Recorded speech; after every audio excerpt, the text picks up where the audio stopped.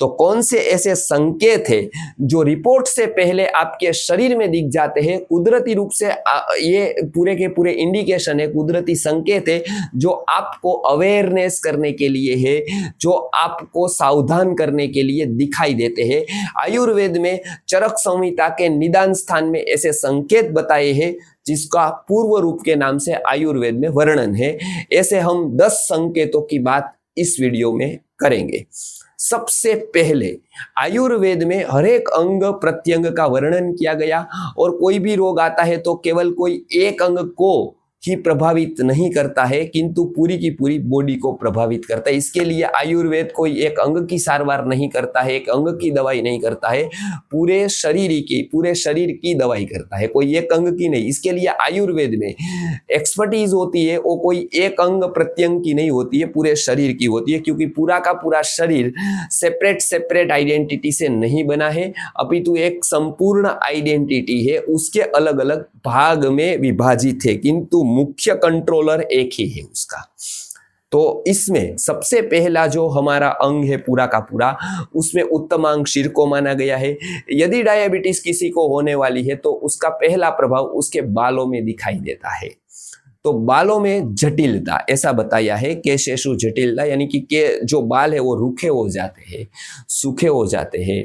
तो ये पहला लक्षण बताया है डायबिटीज होने के पूर्व रूप में, यानी कि बालों से हमको पहला संकेत मिल जाता है कि कुछ अनहोनी है, यानी कि कुछ मुझे रोग होने वाला है, खास करके डायबिटीज होने वाली है। तो ये पहला संकेत है बालों से। अब बालों से यदि हम नीचे उतरते हैं तब दूसरा जो हमको पता चलता है वो है मुंह में मीठापन। आपको पता है आयुर्वेद की दृष्टि से डायबिटीज को मधुमेह कहा गया है, यानी कि जो शरीर में मधुर उत्पन्न करता है, मतलब मधुरम यच्च मेहेषु प्रायो मध्वीव में हति, ऐसा अष्टांग हृदयम में वाग्भट जी ने बताया है कि ये सभी प्रमेहों में जो मधुरता जिसको लाता है जो वो मधुमेह है। आजकल ये रोग ही मधुमेही सबको ज्यादा रूप में दिखाई देता है। तो मुंह में मीठापन हो जाता है कोई कारण बिना, तो ये भी बहुत बड़ा लक्षण माना गया है, मुंह में मिठास। तीसरा है दांतों में मेल, बिना कारण दांत मेले होने लगते हैं, दांतों में कोई परिवर्तन होने लगता है, तो ये भी एक मधुमेह का लक्षण माना गया है, दांत पर भी उसका प्रभाव होता है। और यदि इसका ध्यान नहीं दिया तो प्रमेह तो होता ही होता है, दांत में कृमिदंत जैसी समस्या होकर दांतों का सड़न भी शुरू हो जाता है। इसके लिए दांतों में जब जब मलिनता दिखे, मल दिखे, तो सावधान हो जाना चाहिए, डायबिटीज होने वाली है, उसका ये संकेत है। आगे जाकर कहते हैं चौथा, मुख, तालु और कंठ में शोष होना, मतलब जल तत्व कम होता है, बार बार मतलब यूरिन की इच्छा या तो फिर पानी निकल जाता है, तो मुख, तालु, कंठ में शोष होने लगता है बार बार, यानी कि बेचैनी महसूस होती है। तो ये शोष पड़ना, बेचैनी होना मुख में, तालु में, कंठ में, उसका तुरंत सूख जाना भी एक बहुत बड़ा लक्षण पूर्व रूप माना गया है। पांचवा है अधिक प्यास। तो अधिक प्यास कारण बिना की लगे, जैसे आप थके नहीं हैं, कहीं गए नहीं हैं, बहुत श्रम नहीं किया है, तो भी आपको बार बार यदि प्यास लग रही है तो संभल जाना चाहिए, वो भी एक संकेत माना गया है डायबिटीज होने का। आगे वो बताते हैं कि छठा जो है वो है दिन भर का आलस। बहुत सारे लोगों को आज हम देखते हैं कि वो उत्साह नहीं होता है, आलस्य ही होता है, पूरे दिन काम करने का मन न होना। तो इसके कारण लोग क्या करते हैं, इसके कारण कोई ना कोई नशा के आदी हो जाते हैं लोग, या तो फिर चाय कॉफी बार बार पीने लगते हैं, स्टिम्युलेट हो इसलिए कोई व्यसन कर लेते हैं, सिगारेट इत्यादि पीने लगते हैं, या फ्रेश होने के लिए गेम वगैरह खेलते हैं। ये सारे के सारे नशे हैं, और इसकी जरूरत तब पड़ती है जब पूरे दिन शरीर में आलस्य है। जब आलस्य है तब कोई निमित्त की जरूरत पड़ती है, लेकिन वो आलस्य कहाँ से आता है, तो ये भी बताया गया कि यदि डायबिटीज का पूर्व रूप है, यदि डायबिटीज होने वाली है, ऐसी स्थिति जब शरीर में बन जाती है तब दिन भर सुस्ती रहती है या आलसपना रहता है, मतलब आलसी हो जाता है व्यक्ति। तो ये है छठी बात। सातवां जो संकेत बताया है वो है हाथ पैर में सुन्नता। अब आपको पता है कि एक जगह पर हम बैठ जाते हैं तो हाथ पैर शून्य हो जाते हैं, क्योंकि वहां रक्त का परिभ्रमण प्रॉपर नहीं हो पाता है। यदि वो शून्यता एक जगह बैठे बिना ही बार बार होने लगे, बार बार यदि वहां पर शून्यता महसूस होने लगे, तो आपको संभल जाना चाहिए। वो भी डायबिटीज होने का एक संकेत बताया गया है। हाथ में, पैर में, कहीं पर भी, उंगलियों में, कहीं पर भी आपको शून्यता दिखाई दे, मतलब तो वो एक लक्षण, एक संकेत माना गया है डायबिटीज होने का। 8 में है चमड़ी में चिकनापन।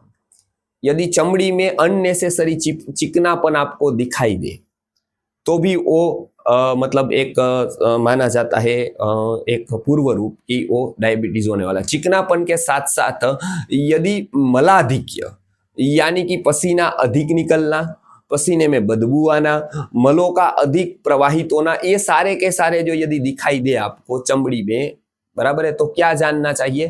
तो जानना चाहिए कि ये डायबिटीज होने का एक अलार्म है, एक संकेत मिल चुका है कि अब होने वाला है, क्योंकि मलाधिक्य हो गया है, चिकनापन हो गया है, तो ये भी एक लक्षण माना गया है। 9वां है शरीर में से मछली जैसी गंध आना।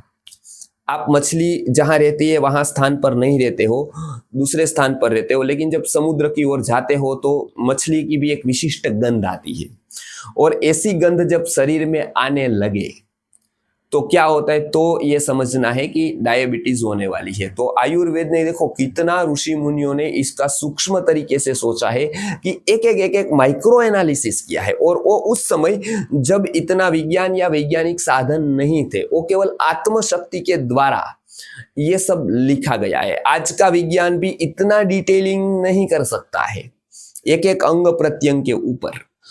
तो ये एक वस्तु के ऊपर ये इन्होंने डिटेलिंग की है। उसमें यह है कि शरीर में मछली जैसी गंध आना शुरू हो जाती है यदि डायबिटीज होने का जब स्थिति बन जाती है शरीर में तब। और 10वां है कि यूरिन जब करते हैं तब मक्खी या चींटी का वहां पर बहुत मात्रा में आना। साधारण रीत से जब पहले का काल था तब बाथरूम वगैरह नहीं थे, तब लोग खुले में मूत्र यूरिन पास करते थे। आज भी यदि बाथरूम में बहुत ज्यादा वो नहीं है तो जब यूरिन करते हैं कोई, तो उस स्थान पर उसकी गंध से जो चींटियां वगैरह होता है वो वहां पर आ जाती है। आ गई तो समझना है कि उसमें मधुरपन है, यानी कि वो डायबिटीज होने का पूर्व रूप दिखाई देता है। अब संभल जाना चाहिए। अब आहार विहार में परिवर्तन करके उसका प्रयत्न करना चाहिए, उसको वापस करने का, मतलब उसको रिवर्स करने का। तो ये जो 10 संकेत है वो पूर्व रूप में है आप, और ये ऐसे पूर्व रूप में है कि तब यदि होने की एक परिस्थिति बन रही है वहां, यदि आप रिपोर्ट कराने जाएंगे तो रिपोर्ट में वो दिखेगा नहीं, क्योंकि वो आया नहीं है अभी तक। मतलब तैयारी बन चुकी है पूरा का पूरा, गेट खोलने की तैयारी है, मतलब गेट के अंदर आ गया कि वो रिपोर्ट में आ गया, अभी गेट के बाहर खड़ा है, अभी आप संभल गए तो वापस जा सकता है। बट एक बार गेट के अंदर आ गया, बाद में क्या करता है? गेट बंद कर देता है। मतलब जाने में, बाद में निकालने में बहुत तकलीफ है। वो आपको पता है दुर्जन ऐसा ही होता है, और रोगों को दुर्जन के जैसा ही बताए गए। एक बार एंट्री हो चुकी, बाद में निकालना कठिन है भाई। तो उसके लिए वो यदि गेट पर खड़ा है तो ये संकेत देगा आपको। तो ये संकेत आपके शरीर में सारे के सारे दिखाई देंगे, और ये जो संकेत है वो ये जो है वो अपने शरीर में दिखाई देंगे। आप रिपोर्ट कराने जाएंगे तो उसमें तो वो आ भी सकता है, नहीं भी आ सकता है। तो ये रिपोर्ट के बिना ही आप अपने शरीर को देखकर सारे के सारे संकेतों को जानकर ये डिसाइड कर सकते हैं कि अब तैयारी हो चुकी है। और तैयार रोग आए बाद में तो एलोपैथी से लेकर सारी की सारी मॉडर्न मेडिसिन है, लेकिन आए तभी संभल जाकर उसको रिवर्स करना, उसका जो है वो मतलब पहले से ही उसका एक कहते हैं कि संरक्षण करना, वो तंत्र नहीं है, वो केवल और केवल आयुर्वेद के पास है। इसलिए आयुर्वेद का पहला ही सिद्धांत है स्वस्थस्य स्वास्थ्य परिरक्षणम। तो ये पहला सिद्धांत काम करता है, गेट के आने के बाद दूसरा काम करता है विकारस्य उपशमनम। तो तभी हम संभल जाए और प्रॉपर हमारे आहार विहार में परिवर्तन करें, ताकि हम डायबिटीज जैसे महारोग से बच जाए और समाज को पूरा का पूरा बचा पाए।